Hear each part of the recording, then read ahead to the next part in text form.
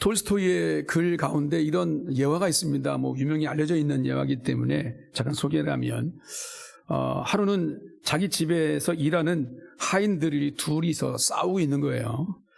큰 소리가 들려서 이 톨스토이가 나가서 보니까 하인 둘이서 싸우는데 큰 소리를 내면서 싸우는 그 이유가 뭔가 그랬더니, 감정 싸움을 하는데 서로의 약점을 들춰서 별명을 만들어가지고 별명을 부르다가 둘이 싸운 거예요. 별명을 부르면 별명도 좀 이쁜 별명을 지어줘야 되는데, 근데 좀 홀쭉한 이 하인이 뚱뚱하게 생긴 하인에게 너는 곰 같아, 곰이라고 놀린 거예요. 그러자 또 이 뚱뚱하게 생긴 하인이 홀쭉하게 생긴 하인한테 뭐라 그랬겠어요?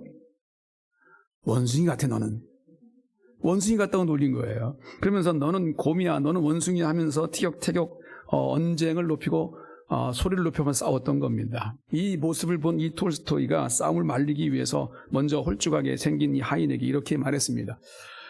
네가 저 사람을 곰이라고 불렀는데 너는 저 사람이 곰이기 때문에 곰이라고 부른 게 아니고 네 마음속에 곰과 같은 마음이 있기 때문에 저 사람에게 곰이라고 부른 거야 라고 말했고요.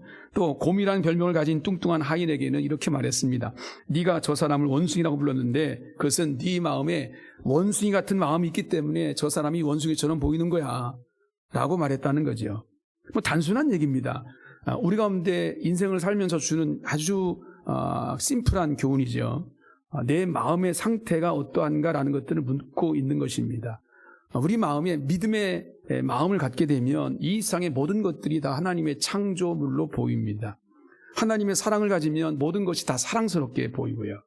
그런데 미움과 원망의 마음을 우리 마음 가운데 품으면 모든 것이 다 밉고 원망스럽습니다. 그러므로 오늘 우리가 어떤 시각으로 사람과 어떤 현상들을 바라보느냐라는 것에 따라서 다른 사람을 헛뜯을 그런 사람이 될 수도 있지만 또는 또 반대로 다른 사람들을 격려하고 위로하고 사랑할 수 있는 그런 사람이 될 수도 있습니다.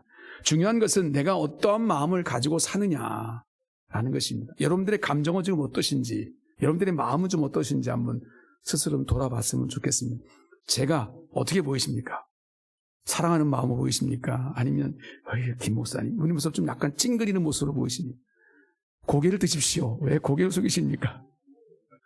우리의 마음입니다. 우리의 마음이 어떠하냐에 따라서 하나님께서 원하시는 뜻을 이룰 수도 있고 그러지 않을 수도 있다는 얘기입니다. 오늘 우리가 읽은 이 본문은 로마서 7장의 말씀에 계속 이어져 있는 말씀인데 로마서 7장을 읽어보면 사도 바울이 괴롭습니다. 무거운 짐을 지금 지고 있습니다. 그것은 뭐냐면 자신이 지금 예수를 만나고 하나님 백성이 되고 정말 진정한 사도가 되었는데도 성령이 충만해서 주님 생각 또한 주님의 은혜 그런 생각으로 인해서 내 입에 늘 거룩한 말만 나오고 그리고 아주 좋은 일, 선한 일들이 내 삶 속에 있을 줄 알았는데 그런데 여전히 자기 마음을 돌아보니 죄가 있고 악을 행하는 모습들이 있더라는 겁니다.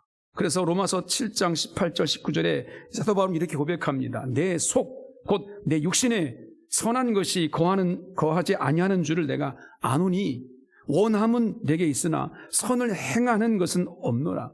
내가 원하는 바 선은 행하지 아니하고 도리어 원하지 않는 바 악을 행하는도다. 이렇게 고백합니다. 그래서 사도 바울이 심한 갈등을 겪고 있는 겁니다. 그 생각만 하면 마음이 곤고해지는 거예요. 그래서 아마 우리들의 마음도 그럴 겁니다. 예수를 믿은 우리들이 예수를 믿음으로 우리의 마음속에 죄가 떠나가고 악한 생각이 떠나가고 늘 우리는 은혜스러운 생각, 은혜스러운 말만 나올 줄 알았는데 어디 그러냐고요. 하루 종일 그렇게 은혜스러운 생각, 은혜스러운 말만 여러분들의 삶을 지배하느냐라는 것을 한번 돌아보십시오. 내가 집사가 되고 권사가 되고 장로가 되고 목사가 되면 그럴 줄 알았는데 어디 그러냐고요. 전혀 그렇지 않은 것을 우리가 보는 거예요. 그러니까 내가 원하는 바 선은 행하지 아니하고 도리어 원하지 않는 바 악을 행하는도다. 이 사도 바울의 고백이 곧 우리들의 고백이지요. 그래서 때로는 낙심이 되는 거예요. 때로는 절망까지 되는 거예요. 내가 내 수준이 이것밖에 안 되나? 이런 낙심이 되는 겁니다. 그런 면에서 사도 바울의 고민과 우리의 고민은 같다 그렇게 주님께서 말씀하고 계시는 거죠. 그런데 오늘 우리가 읽은 로마서 8장 1절 2절을 읽어보면 사도 바울이 어떤 이유인지 모르겠지만 이런 고민이 깨끗하게 해결되고 있는 것을 봅니다. 스스로 나는 곤고한 사람이다, 나는 괴로운 사람이다, 나는 갈등의 사람이다 라고 생각했던 그 마음이 변했습니다. 내 수준이 이것밖에 안 되나 하는 고민이 싹 사라졌습니다. 어떻게 그렇게 될 수 있을까? 사도 바울이 갑자기 무엇을 깨달았기 때문에 이런 고백을 할 수 있었을까라는 것입니다.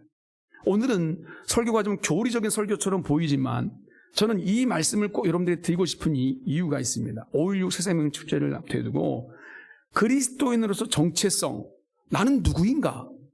나를 예수를 믿는 자인데 나는 과연 누구인가? 이 본질이요. 예수 믿는 자들의 이 본질에 대해서 잠깐 말씀을 좀 나누고 싶습니다. 그래서 오늘 이 사도 바울이 하나님 앞에 어떤 것들의 은혜를 받아서 깨달아서 오늘 이 그런 곤고한 마음 가운데 이 사망의 몸에서 누가 나를 건져낼까라고 했던 그 마음에서 오늘 이 8장 1절 2절의 이 마음으로 자유와 기쁨과 만족을 누리고 있는가라는 것. 이 세 가지의 이 사도 바울의 깨달음을 우리 마음 가운데 담으면서 주님께서 원하시는 믿음의 길, 신앙의 길로 걸어갈 수 있는 우리 모두가 되시기를 축복합니다. 세 가지 말씀을 잠깐 나누겠습니다. 첫 번째는 사도 바울은 예수 믿는 사람은 정죄를 받지 않는다는 사실을 깨달았어요. 1절에 이렇게 말하죠. 그러므로 이제 그리스도 예수 안에 있는 자에게는 결코 정죄함이 없나니. 정죄함이 없다는 얘기가 무슨 말입니까? 죄를 죄로 여기지 않는다는 얘기입니다. 이게 무슨 말일까? 아마 여러분들이 좀 혼선이 될 수 있는데 여러분 성경엔 분명히 뭐라고 말하냐면 죄값은 사망이다. 잘 아시네요. 죄값은 사망이다라고 말씀했습니다. 죄를 지으면 죽는다는 뜻입니다. 정죄입니다. 너는 죄인이야라는 정죄예요.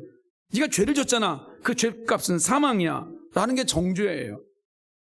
그런데 우리가 예수를 믿는 순간 하나님은 예수를 뭘 믿는 겁니까? 그 아들 예수 그리스도께서 우리를 위해 십자가를 지신 그 피, 그 보혈을 내가 믿고 또 그 주님을 신뢰하는 그 우리의 마음이 우리 안에 있을 때 우리 믿음을 보시고 그 죄를 다 용서해 주신다라는 것입니다. 오늘 2절에 이렇게 말합니다. 이는 그리스도 예수 안에 있는 생명의 성령의 법이 죄와 사망의 법에서 너를 해방하였습니다.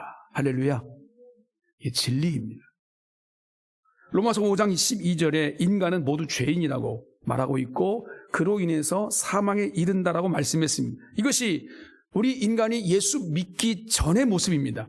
예수 믿기 전 모든 인간은 다 죄로 인해 죽습니다. 운명처럼 죽습니다. 예수 믿기 전 우리 인간은 두 부류의 사람으로 나눠집니다. 자신이 죄인임을 아는 사람과 자신이 죄인임을 모르는 사람으로 나눠집니다. 그렇죠? 도덕적이고 죄에 민감한 사람이 있습니다. 자신이 죄인임을 알아요. 그래서 죄를 짓지 않으려고 온갖 노력을 다하는 사람이 있습니다. 그래서 죄를 짓지 않고 살 수 없다는 사실을 깨달을 때마다 내가 수양하는 거죠. 수도하는 거예요. 여러 가지 방법을 가지고 산에 올라가기도 하고 말이죠. 동굴로 들어가기도 하고 그래서 자신이 이런 죄를 짓지 않는 그런 모습으로 수양하고 수도하는 그런 사람들이 많이 있어요. 그런데 그게 안 되는 거예요. 자책만 자꾸 늘어나는 거예요. 그래서 사도 바울과 같은 이런 고백을 하는 거죠. 오호라 나는 곤고한 사람이다. 이 사망의 몸에서 누가 나를 건져내랴. 이런 고백을 하는 겁니다. 그러나 또한 부류의 사람이 있습니다. 어떤 사람이냐면 죄에 대한 감각이 없는 사람입니다. 워낙 죄가 일상화되어 있기 때문에 죄에 대한 감각이 없으니까 죄를 지으면서도 그것이 죄인지 모르고 살아가는 사람들이 있습니다. 당연히 죄가 죄인지도 모르고 살아가니까 죄책감도 없겠죠.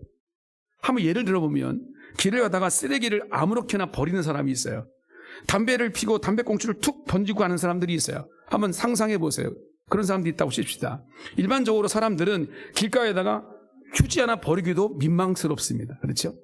담배를 피우도 어떤 사람들은 깔끔한 사람들은 꼭 싸서 버리고 아마 쓰레기통에 버리는 게 일상인데 그런데 그냥 툭툭 버리고 가는 거예요.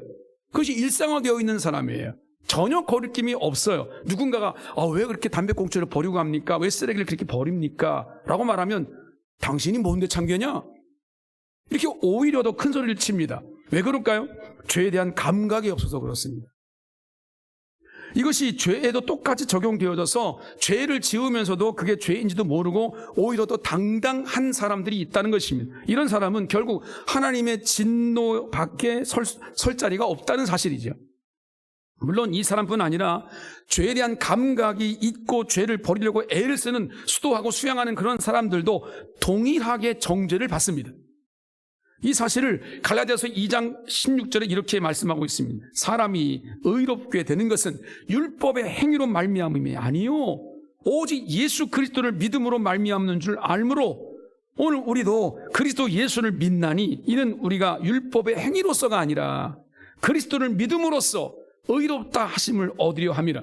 율법의 행위로는 의롭다 함을 얻을 육체가 없느니라.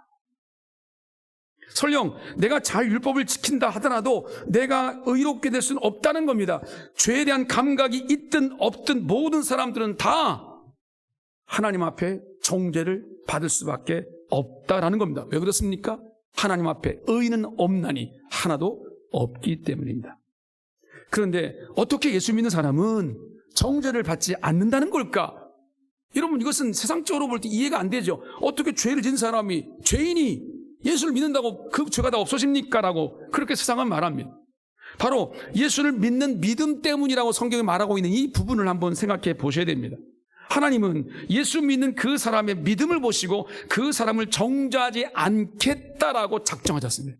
그렇게 하나님께서 오늘 우리에게 사랑을 베푸신 거예요. 멸망당하는 죄의 책임을 묻지 않겠다라고 그렇게 선포하셨습니다. 이것이 바로 우리가 믿는 복음의 핵심입니다. 지금 세례교육을 받고 계신 저 두 분, 우리 이웅조 성도님과 우구한 성도님, 세례교육 우리가 다 받을 때 여러분들이 기억나시는지 모르겠습니다만 가장 많이 언급되어지는 부분이 바로 이 부분입니다. 예수 믿는 것이 왜 축복인가라는 거예요. 그것이 왜 축복인지도 모르고 우리가 예수를 믿는다고 한다면 이것처럼 불행한 것이 어디 있어요? 설령 내가 죄를 짓는다 할지라도 정죄를 받지 않기 때문에 그것이 축복인 거예요. 이게 무슨 말인가? 이게 무슨 비윤리적인 얘기인가? 라는 인간적인 생각이 들 겁니다. 여러분, 우리 예수 믿는 사람들은 비록 죄 지은 죄인이지만 예수 그리스도의 보혈의 능력이 있어요. 나를 위해 십자가에 지신 그 희생이 있단 말이죠. 하나님이신 예수님께서 이 땅에 오셔서 나를 위해 십자가를 지시고 죽으신 그 사건이 바로 나를 위한 사건이에요. 그 죄를 위한 사건이란 말이죠. 나를 죄인에서 의인으로 만들기 위해서 오늘 우리에게 그 은혜와 축복을 주시기 위해서 예수님 이 땅에 오신 거고 십자가를 지신 거고 그 사건이 나를 위한 하나님의 축복의 선물이에요. 그러므로 보혈의 능력은 오늘 우리 가운데 여러분 하나님께서 주시는 가장 우리를 보시는 기준 중에 가장 첫 번째 기준입니다. 그 믿음을 보시겠다는 겁니다. 주님의 십자가 사건이 곧 나의 사건임을 믿는가? 그 믿음이 내 안에 있다면 우리가 아무리 어떤 죄를 짓고 죄인의 원죄 아니라 여러 가지 자범죄, 고범죄가 있다 할지라도 죄인으로 여기지 않으시겠다는 겁니다. 의인으로 여기시겠다는 것입니다. 이걸 우리가 뭐라 그럽니까? 칭의라고 말합니다. 의인으로 인정해 주겠다, 불러주겠다라고 인정해 주겠다는 거예요. 우리 안에 죄가 있지만 보혈로 우리를 덮어주시겠다는 거예요. 이게 바로 하나님의 복음 중에 복음, 축복의 선물인 줄로 믿습니다. 사도 바울이 이 사실을 깨닫고 놀란 겁니다. 하나님의 은혜이죠. 이 사실을 깨달을 때 죄에 대한 모든 고민과 염려가 사라져버렸습니다. 그리고 그 마음에 대신에 기쁨과 평안과 감사가 충만한 거예요. 그래서 7장까지 분위기와 8장이 넘어가면 분위기가 확 달라져 버리는 거죠. 마찬가지입니다. 예수 그리스도의 은혜가 내 안에 임했을 때 오늘 우리 안에 우리는 결코 정죄함이 없구나. 하나님께서 오늘 우리를 사망 권세로 우리를 정죄하시고 우리가 지옥 형벌로 떨어질 자가 아니라 하나님의 자녀로 우리를 삼으시겠다고 선언하시는 거구나. 그 마음이 확증되어질 때 우리는 기뻐 뛰는 거죠. 진정으로 예수 믿는다는 것은 바로 이 기쁨이 있는 거예요. 이 기쁨이 여러분 가운데 있기를 주의 이름으로 축복합니다. 이미 있는 분들 다시 한번 확인하시기 바랍니다. 내 안에 진정한 죄사함의 축복, 정죄받지 않는 축복, 하나님의 자녀의 권세의 축복이 내 안에 있는가? 두 번째 사도 바울이 깨달은 것은 예수 믿는 사람은 죄에서 해방되었다는 사실을 깨달았습니다. 오늘 2절 말씀이죠. 이는 그리스도 예수 안에 있는 생명의 성령의 법이 죄와 사망의 법에서 너를 해방하였습니다. 해방했다는 말이 무슨 말입니까? 어떠한 영향력에서 벗어났다, 완전히 벗어났다라는 걸 해방이라고 말합니다. 예수 믿으면 죄와 사망에서 해방되었다는 말인데 더 이상 내 인생에 있어서 사망이나 죄가 그 영향력을 미치지 못한다는 말입니다. 여러분, 사람에게 제일 고민되는 게 뭐겠습니까? 죽는다는 거죠. 죽음입니다. 사람들은 본능적으로 죽음을 싫어합니다. 왜냐하면 죄 싹이 사망이기 때문이지요. 이런 사실을 인정하지 않고 심지어 모른다 할지라도 왜 사람들이 죽음을 싫어하는가라는 것은 성경적으로 해석하게 되면 우리가 죽음 이후에 두렵기 때문입니다. 왜냐하면 죽음 이후에 하나님의 심판이 있다는 사실을 본능적으로 알기 때문입니다. 죽음이 두려워요. 그런데 예수를 믿는 사람은 죽음이 두렵지 않습니다. 죽음 후에 영광이 있기 때문입니다. 하나님께서 우리 가운데 예비하신 영광을 바라보기 때문입니다. 물론 그렇다고 예수 믿는 사람이 일부러 죽음을 선택할 이유는 없고 그래서도 안 되는 것입니다. 하나님은 모든 사람들에게 사명을 주셨죠. 그 사명을 이루기 위해서 달란트, 은사를 주셨습니다. 우리가 이 세상 살아가는 이유는 바로 하나님께서 내게 사명을 주셨기 때문이에요. 그 사명을 이루라고 달란트를 주시고 우리가 은사를 주신 것들을 감당해내야 되는 것이 우리 인생의 목표이고 목적일 것입니다. 내가 볼 때 내가 부족해 보여요. 나는 아무것도 할 수 없는 것 같아요. 난 능력이 없어요. 지혜가 없어요. 물질도 없어요. 건강도 없어요. 부족해 보여도 하나님은 아직도 나를 이 땅에 남겨놓으신 이유는 그 사명이 내게 주어져 있기 때문입니다. 나만이 할 수 있는 분명한 사명이 내 안에 있습니다. 이 세상 가운데 이 하나님의 교회를 통해서 분명히 그 사명을 이루라고 주님께서 오늘도 나에게 생명을 주신 것입니다. 그것이 달란트이죠. 오늘 우리는 그 사명을 다하고 주님 앞에 서야 될 줄로 믿습니다. 그래서 믿음 있는 사람은, 예수를 믿는 사람은 불신자들처럼 죽음을 두려워하지 않을 뿐만 아니라 여러분, 그 죽음을 스스로 내가 선택할 수 없습니다. 왜요? 사명 때문입니다. 목회자로서 종종 임종하시는 분들을 지켜볼 때가 있습니다. 그런데 임종할 때 특징들이 있습니다. 믿음의 사람들은 마지막 순간에 그 얼굴이 환해집니다. 천국을 사모하기 때문입니다. 하나님이 내게 주신 기쁨이 있기 때문에 그걸 영적으로 알아가는 거예요. 아, 내가 주님을 맞이할 때가 이제 가까웠구나. 주님이 나를 부르시는구나 하는 것들을 아는 거예요. 얼굴이 환해져요. 진짜 그래요. 그런데 불신자들은요, 마지막 순간에 그렇게 죽기가 두려워요. 그래서 막 그냥 발버둥을 쳐요. 죽지 않으려고. 그래서 숨을 거둡니다. 숨을 거둘 때 그 모습이 어쩌한지 아십니까? 얼굴 빛이 어두워요. 시퍼렇다는, 여러분 그 표현 아시죠? 그런 시신들을 제가 많이 보는데 어두워요. 믿지 않은 사람들의 공통점입니다. 예수 믿는 사람은 죄와 사망에서 해방되었고 믿지 않는 사람들은 죄와 사망의 법에 갇혀있기 때문에 이런 결과가 나와 있는 거죠. 그래서 사도 바울의 유명한 고백이 있습니다. 빌립보서 1장 21절에 이는 내게 사는 것이 그리스도니, 예수 그리스도이니 죽는 것도 유익함이라. 왜요? 우리는 하나님의 영광이 기다리고 있거든요. 죽는 것도 유익합니다. 이것은 예수 믿는 우리 모든 사람들의 고백이 되어야 될 줄로 믿습니다. 우리에게는 더 이상 죄가 영향력을 미칠 수 없습니다. 죄의 가장 강력한 영향이 뭡니까? 죽음이거든요. 죽음이거든요. 죽음. 그런데 예수를 믿는 사람은 이 죽음이 두렵지 않은 거예요. 예수를 믿음으로 죄와 사망에서 해방되었기 때문에 죽음이 두렵지 않습니다. 아멘. 할렐루야. 이 사실을 죄의 문제, 사망의 문제로 고민하던 사도 바울이 깨달은 거예요. 그러니까 기쁨이 있을 수밖에, 감사가 있을 수밖에. 하나님의 사랑과 은혜를 깨닫는 것이 이렇게 중요하다고요. 우리 모두 주님의 사랑과 주의 마음을 깨달을 수 있기를 주의 이름으로 축복합니다.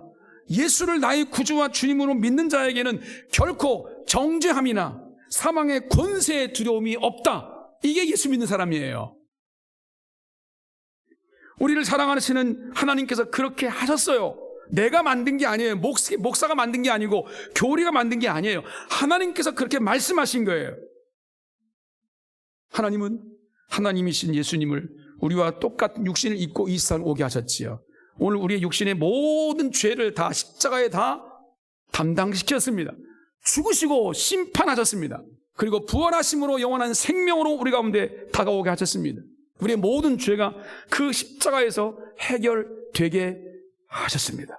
그러므로 하나님의 은혜로 그 십자가의 공로를 믿는 자에게는 죄와 사망의 법에서 해방되어지고 더불어 하나님의 자녀가 되는 권세를 주셨습니다. 할렐루야. 영접하는 자, 곧 그 이름을 믿는 자들에게는 하나님의 자녀가 되는 권세를 주셨으니, 할렐루야. 그 힘으로 이 세상에 감사와 기쁨으로 살아가는 거예요. 물질이 많다고 감사하고 기쁘는 게 아니고요. 건강과 미모가 있고 젊음이 있다고 기쁘고 감사한 게 아니고요. 오늘 우리 가운데 주신 이 죄에서부터 해방되어지고 영원한 생명이 내 안에, 하나님의 자녀의 권세가 내 안에 있다는 것 때문에 기쁘고 감사한 줄로 믿습니다. 세 번째 사도 바울이 깨달은 것은 자신에게는 영원한 생명이 있다는 사실을 깨달았습니다. 11절을 보니까 사도 바울은 죽는다 하더라도 주님이 자신을 다시 살리실 것을 확신합니다. 자신에게는 예수 그리스도를 구주와 주님으로 영접한 그 순간에 이미 영생이 있으며 하나님의 나라가 내 안에 있다는 사실을 깨달은 거죠. 이것이 바로 예수 그리스도를 구주로 영접한 사람들에게 주시는 하나님의 은혜입니다. 많은 분들이, 심지어 교회 다니는 사람들조차도 내가 이렇게 살아서 천국에 갈 수 있을까? 라고 고민을 합니다. 오늘 내가 죽으면, 주님이 나를 오늘 부르신다면 내가 천국에 갈 수 있을까? 어려울 것 같아.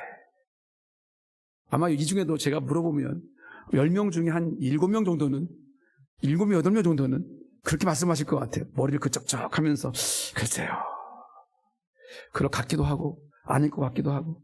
제가 언젠가 말씀드렸지만 제가 이전에 부목사로 있었던 교회에서 장로님들과 함께 성경 공부를 하는데 이 질문을 던졌거든요. 장로님들, 오늘 밤에 하나님께서 여러분 당신들을 부르신다면 천국의 눈을 뜰 확신이 있으십니까? 그랬더니 한 3명 정도만 아멘 그러고 나머지는 머리를 극적적 하시는 거예요. 장로님들도. 여러분, 왜 이런 고민을 하는 걸까요? 바로 구원이라고 하는 것을 행위로 말미암아 얻어진다고 생각하는 거거든요. 구원을 오해하고 있는 거예요. 하나님의 은혜를 오해하고 있는 거예요. 천국 가는 것을, 영생 얻는 것을 여러분 그렇게 행위로 인해서 얻어진 것이라고 생각하는 거예요. 그런데 성경 뭐라고 말합니까? 오직 은혜로, 오직 믿음으로 해요. 우리가 100번 죽었다 깨어난다 할지라도 절대 우리 행위로는 천국 못 갑니다. 예수의 죽으심과 그것을 믿는 믿음이 없으면 오늘 우리의 죄는 그대로 죄로 남아있는 거예요. 그래서 로마서 3장 23절에 뭐라고 말합니까? 모든 사람이 죄를 범하였음에 하나님의 영광에 이르지 못하더니 그랬어요. 죄를 가지고는 하나님의 영광에 이를 수가 없어요. 인간은 누구 한 사람도 예외 없이 모든 사람이 죄인이기 때문에 하나님의 영광에 다다를 수가 없습니다. 어떤 분은 구약은 안 그렇던데요. 구약의 율법을 통해서 율법의 그 은혜로 구원을 받은 사람들이 그 구약에 나오지 않습니까? 이렇게. 여러분, 로마서 3장 20절에 보니까 이렇게 말씀했어요. 율법의 행위로 그의 앞에 의롭다 하심을 얻을 육체가 없나니 그랬어요. 율법으로는 죄를 깨달음이니라 그랬어요. 율법을 다 지켜서 착한 일 많이 해가지고 업적을 많이 쌓아가지고 구원받는 사람 아무도 없다니까요. 율법을 지키다가 깨닫는 것은 하나 있습니다. 그게 뭡니까? 내가 하나님의 율법을 온전히 지킬 수 없는 연약한 자구나 라는 거예요. 내가 죄인이구나 라고 하는 걸 깨달으라고 하나님께서 율법을 우리 가운데 지키라고 말씀하시는 거예요. 그걸 주신 거죠. 구약시대에도요, 우리가 잘 몰라서 그렇지 제사제도가 있었잖아요. 제사제도가 왜 있었습니까? 제사는 뭡니까? 나의 죄를 속하기 위해서 짐승이 대신 피 흘려 죽는 거예요. 내 죄가 사함을 받는 그 은혜는 내 공로에 있는 게 아니에요. 그 짐승이 내 죄 대신에 대신 죽어서 향기로 하나님께 올라갈 때 그 죄의 보혈의 그 피로 말미암아 내 죄가 사해지는 은혜가 입어지는 거지, 율법을 지킴으로 구약도 하나님의 구원을 받는 게 아니란 말이에요. 구약의 대표적인 믿음의 사람이 누굽니까? 아브라함이지요. 아브라함도 마찬가지였습니다. 로마서 4장 3절에 이렇게 말합니다. 성경이 무엇을 말하느냐? 아브라함이 하나님을 믿음에 그것이 그에게 의로 여겨진 바 되었다. 하나님을 믿는 믿음으로 의인이 된 거지, 아브라함이 뭔가 잘해서 뭔가 착한 일을 많이 해가지고 하나님께 구원받은 것이 아니라는 것입니다. 여러분, 우리가 구원받고 영생 얻는 것은 우리의 행위와 상관이 없어요. 오직 믿음입니다. 에베소 2장 8절 9절 잘 아시지요? 너희는 그 은혜에 의하여 믿음으로 말미암아 구원을 받았으니 이것이 너희에게서 난 것이 아니라 하나님의 선물이라. 행위에서 난 것이 아니니 이는 누구든지 자랑하지 못하게 함이라. 이게 진리입니다. 오직 구원은 믿음으로만 가능합니다. 그리고 예수를 믿는 오늘 우리는 이미 구원을 받은 줄로 믿습니다. 할렐루야. 영생을 받은 줄로 믿습니다. 할렐루야. 요한복음 6장 47절에 이렇게 말합니다. 믿는 자는, 누구를 믿는 자는, 예수를 믿는 자는 영생을 가졌나니. 이미 가졌어요. 가질 것이 아니고 이미 가졌어요. 여러분이 예수 그리스도를 믿었으면 이미 영생 얻은 자인 줄로 믿습니다. 이 믿음이 여러분 가운데 떠나지 않기를 주의 이름으로 축복합니다. 어떤 분들은 이렇게 말하죠. 그러면 우리 행위와 관계없이 우리가 하나님의 구원을 받았다고 한다면 이제 내가 믿음이 있다고 생각하니까 나는 막 살아도 되겠네 뭐. 까짓 거 아무렇게나 살지 뭐. 그렇지. 어차피 우리 행위로 구원받는 게 아니니까. 예수를 믿으니까 난 구원받는다고 하면 내가 아무렇게 살아도 주님은 다 용서하실 거고 주님이 나를 어차피 천국으로 인도하실 텐데 뭐 되는 대로 막 살지 뭐. 여러분, 하나님의 은혜를 받은 사람이, 하나님을 아는 사람이, 십자가의 구속의 은총이 나의 사건임을 믿는 그 사람이 아무렇게나 막 살 수 있을까요? 절대 그럴 수 없습니다. 예수를 믿는 사람이 그 믿음이 그 안에 있다면 절대 그렇게 살 수 없다고요. 오히려 감사하고 오히려 사랑하며 살 수밖에 없을 겁니다. 이것을 알기 때문에 사도 바울은 죽는 것을 두려워하지 않았습니다. 영생이 있기 때문에 고난도 두려워하지 않았어요. 그러니까 십자가의 길로 갈 수 있는 거예요. 그 확신이 있기 때문에. 미국의 한 도시에 에이즈로 신음하고 죽어가는 여인이 있었습니다. 그에게는 어린 딸이 하나 있었는데 이 딸이 교회를 다녔어요. 자신이 다니는 교회 목사님께 어머니의 사정이 너무 안타까워서 목사님, 우리 어머니 한 번만 만나주세요. 어머니가 죽기 전에 예수를 믿고 천국 가게 좀 도와주세요. 부탁을 했어요. 목사님이 어린 딸의 손을 잡고 집에 찾아가서 방문을 했는데 그 에이즈에 걸린 이 어머니 여인이 차갑게 목사님을 거절합니다. 저는 하나님을 믿지 않습니다. 제가 이런 병에 걸린 것은 젊은 날 쾌락을 쫓아갔고 죄값을 치르는 것이지 다른 어떤 것도 아니니까 돌아가십시오. 듣기 싫습니다. 목사님이 이렇게 말했습니다. 어머니, 저 옷장에 붙어있는 저 사진 속에 저 아이가 누굽니까? 제 딸이죠. 어머니, 딸이 엄마 말 안 듣고 나가 놀다가 몹쓸 병에 걸렸습니다. 그러면 그 딸 버리시겠습니까? 하나밖에 없는 내 딸인데요. 내 말 안 듣는다고, 아무리 몹쓸 병에 걸린다고 내가 어떻게 그 딸을 버립니까? 맞습니다. 당신도 하나님 앞에 그런 딸입니다. 지금 회개하고 주님께 돌아오면 당신이 딸을 안아주듯 하나님께서 당신을 안아주실 것입니다. 사도 바울이 그랬듯이 오늘 우리는 정직하지 못한 것 때문에, 바르게 믿음으로 살지 못하는 것 때문에, 하나님 중심으로 살아가지 못하는 것 때문에 나 자신을 스스로 막 끌어내릴 때가 있어요. 피하시킬 때가 있어요. 그런 마음이 들잖아요. 그래서 사도 바울도 곤고하다, 내가 이 사망의 몸에서 나를 누가 건져낼까, 괴로운 마음을 토로한 거 아니겠습니까? 우리도 마찬가지지요. 그러나 오늘 우리는 하나님의 아들들이고 딸들이기 때문에 하나님은 언제나 우리를 사랑하시고 돌보시고 기억하실 줄로 믿습니다. 이게 저의 얘기가 아니라 하나님의 약속입니다. 그러니까 죄 짓는 것을 가볍게 생각하지 마시고 하나님의 자녀로 살기 위한 몸부림이 우리 가운데 있어야 됩니다. 믿음을 가진 사람은 말씀대로 살기 위해서 몸부림을 쳐야 됩니다. 하나님, 나는 약하지만 주의 말씀이 있는데 그 말씀을 따라 살기를 원합니다. 주님 도와주세요. 이 몸부림이 우리 가운데 있어야 된단 말이죠. 그러나 내가 설령 죄를 지었다고 해도, 악을 행했다 할지라도 자책하고 곤고해 하지 마십시오. 하나님은 나의 모든 저주와 죄악과 멸망을 다 십자가에서 날려주셨습니다. 그 하나님의 은혜에 감사하면서도 충성하며 주님 바라보고 그 영광의 길로 걸어가라고 주님께서 말씀하십니다. 세상의 어떤 권세나 어떤 세력도 오늘 우리가 믿는 예수 그리스도의 사람, 그 사랑에서 끊을 자 없다라고 사도 바울은 얘기하고 있습니다. 결코 정죄함이 없습니다. 이제 오늘 우리에게는 죄에서 해방되어져서 사망 권세를 이기고 부활하신 예수 그리스도와 함께 걷는 거죠. 동행하는 것입니다. 그것만 남아있는 것입니다. 주님이 나를 부르실 그날까지 주님이 내게 맡겨주신 사명을 이루는 것만 남아 있습니다. 5.16 새생명잔치를 앞에 두고 여러분 생각이 대충 어디쯤 가 있는지 목회자이기 때문에 가늠을 할 수 있을 것 같습니다. 향인사 하나보다. 예전에도 많은 사람 오지 않았는데 또 오겠어? 내가 늘 써가지고 내보내는 그 초청카드는 늘 그 사람인데 이 사람이 오겠어? 이런 생각 가질 수 있습니다. 근데 여러분, 그 어떤 우리의 잔치를 이뤄가는 과정과 내용들은 다 차치하고 일단 우리들을 바라보십시다. 우리가 먼저 가져야 할 믿음의 뿌리가 무언가? 믿음의 뿌리예요. 나는 하나님의 사랑으로 예수 그리스도의 십자가의 구속함으로 그 은혜를 받아서 죄사함 받고 하나님의 자녀가 된 자이다. 이게 내 마음속에 나를 지배하고 있는가? 이것이 내 믿음인가라는 거예요. 여러분, 이 믿음이 오늘 우리 안에 있어야 되는데 이 믿음이 없으면 내가 누군가의 전도를 하고 복음을 전하는 이 일이 우리를 괴롭게 해요. 그렇죠, 여러분, 괴롭죠?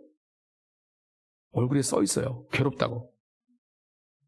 뭐가 괴롭냐면 우리 스스로의 내면 세계 속에 나에게 내가 얘기하는 거고 누군가 나를 잘 아는 사람이 우리 이웃이 내 친구가 나에게 그렇게 얘기하는 것 같아요. 야, 니나 똑바로 해. 니나 좀 제대로 살아. 누가 누구를 전도해? 이런 말이 들린단 말이죠. 그런 의식이 나를 괴롭힌단 말이에요. 그러니까 우리가 어떻게 살아가야 되냐면 내가 뭔가 하고 싶은 마음은 있는데 누군가 전도하고 싶은 마음은 있는데 안 되는 겁니다. 왜? 입술이 안 열어지거든요. 평생 가에 누군가를 전도할 수 있는 한 사람도 나를 통해 열매를 못 만들게 만드는 이런 일들이 왜 벌어집니까? 그런 소리 때문입니다. 네가 누구를 전도해? 너나 똑바로 해. 너나. 여러분, 이런 사단의 속삭임에서부터 벗어나십시오. 나는 하나님이 사랑하시는 하나님의 자녀의 권세가 있는 자다. 선포하는 자도 되시길 주의 이름으로 축복합니다. 이상 누군가가 나를 정죄한다 할지라도 여러분, 우리는 모두 연약한 죄인인데 내 안에는 나를 위해 죽으신 예수 그리스도 십자가의 은혜가 있다.